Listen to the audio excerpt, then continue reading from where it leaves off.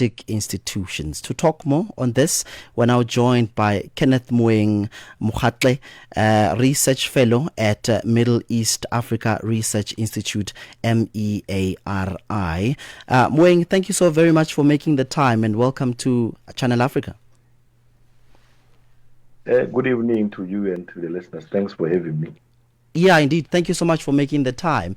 Now, what does this latest internet disruption tell us about the Cameroonian government's attitude to essentially towards the digital freedoms and political dissent? Yeah, it reminds us of many incidents here in Africa. Just before the digital dominance, we go back to the era of independence in the 60s and in the 70s. How many African countries used to treat the press. We know that there was a state control and there was a government interference in the media industries in those respective and individual African countries. And it continues until today during the digital era, where a couple of African countries have been experiencing the censorship in the access to digital media. We've seen this even in SADC, where in Eswatini, the same thing happened, where the government of Eswatini then cited the national security reasons for them to limit access to digital platforms. We've also seen this in Kenya, one of the countries also in East Africa, where the government at the time last year in 2024 during the Reject Finance Bill, when the Gen Z, the younger generation, took to the streets their concerns about the government's efforts or plans to raise money in a way in which they were not, or they felt that they were not adequately consulted, and their internet was disrupted for over 10 days, wherein over 60 people died, lost their lives, and the government took decisions to limit access to the internet. So often when this happens, it's when government wants to hide one of its ways in which they treat the protesters. We've seen how many protesters in Kenya, they just disappeared and many were killed and they were not accounted for. So this is not something new, especially in Africa. So it's continuing to happen. Last year alone, you had about 9 countries which experienced the shutdowns, especially after the post-elections when there are unrests. So you often see the disruptions of the internet. And Kenneth, you talk about the freedom of speech. You talk about censorship, and you give examples with the likes of Kenya and Eswatini. Now the question is, how do these shutdowns really affect protesters' safety and us as journalists, our ability to actually report accurately from the ground?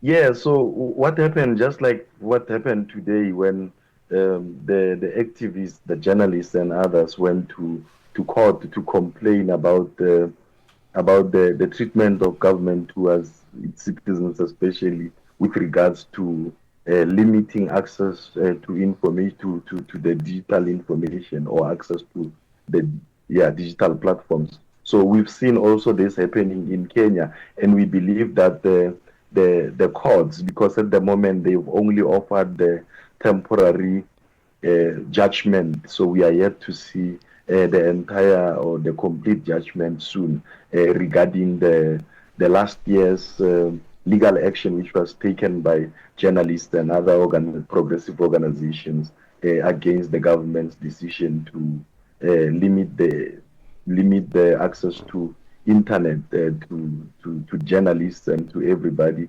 in Kenya. So we believe that such judgments will then will spread beyond Kenya, and it will have influence around Africa, because it is true that we should acknowledge that one of the most critical and fundamental rights should be and should be included in all constitutions of every country that the access to digital media, it should be made, the digital rights, it should be made necessary clauses in all constitutions of all countries. Because in Sudan alone, so there were people who were complaining about not them being able to access the internet, and when they are not able to access the internet, it means that they can't be able to access their banking apps, and if they can't be able to access their banking apps, then it means that they can't access the food, medicine, and other necessities to survive. So it really does affect the work of the journalists. It does affect the work, the work of the organizers and mobilizers of those protests, because the main aim of the government is to ensure that Okay. such mobilization or such protest does not see the light of the day.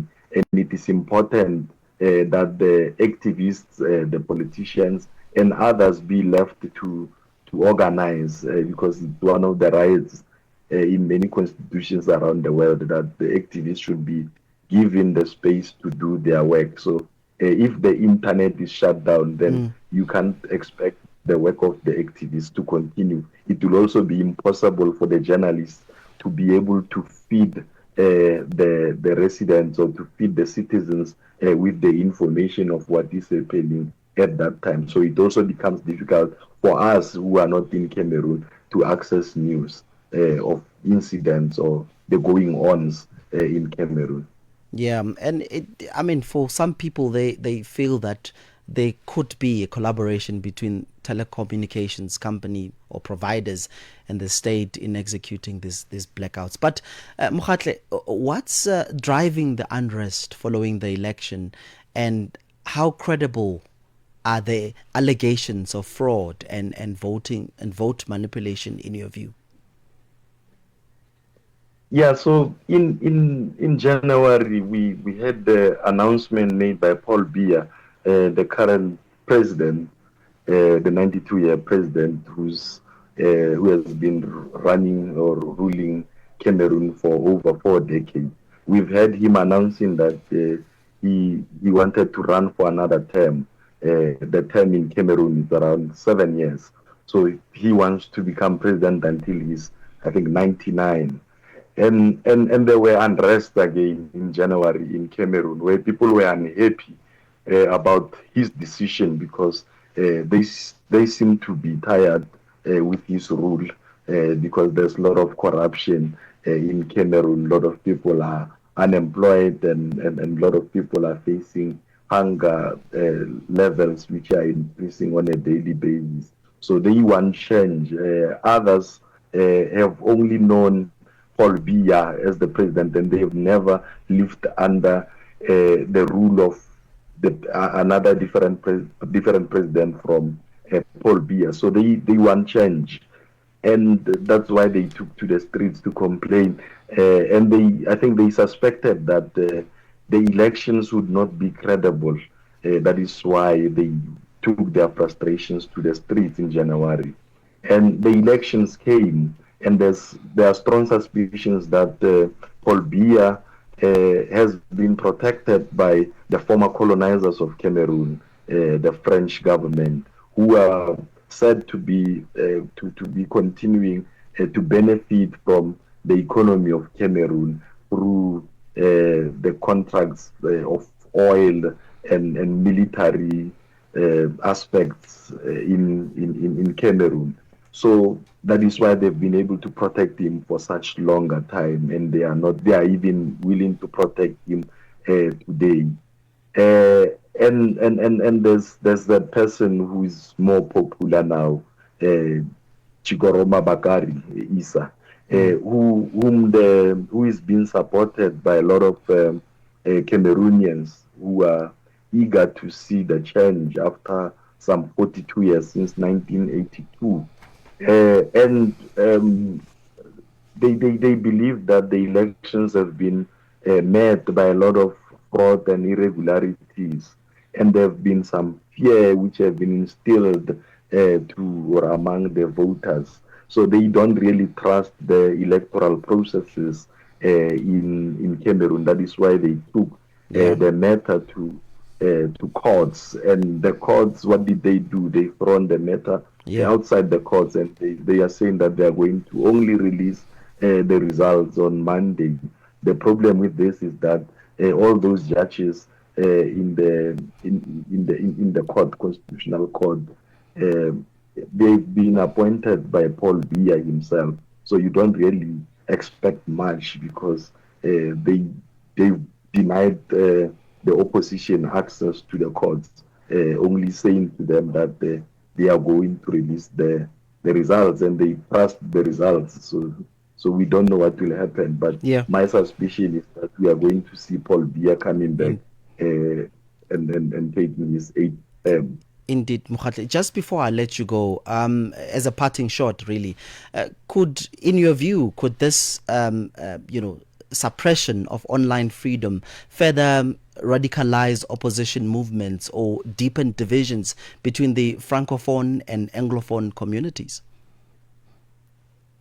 I think it will radicalize the movement. Now you have got the Anglophone who are not really trusting, including your mobile companies as well as the government themselves. So they are on their own, and they are no longer going to wait for mobile companies to feed them or to give them platforms to organize. So they'll have to source new ways of organizing in order to overthrow the government that they deem to be authoritarian. So I don't think it will be difficult for them to organize without or with the limited access to the internet, but it is not going to be impossible to be able to mobilize. It will be difficult to do that, especially given the power of the digital platform. So I think it's very important for them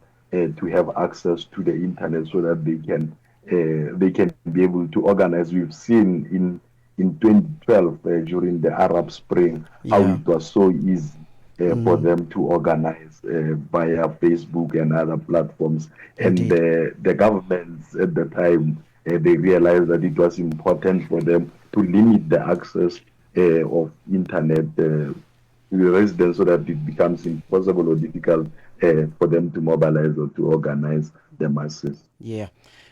All right. Kenneth, thank you so much for making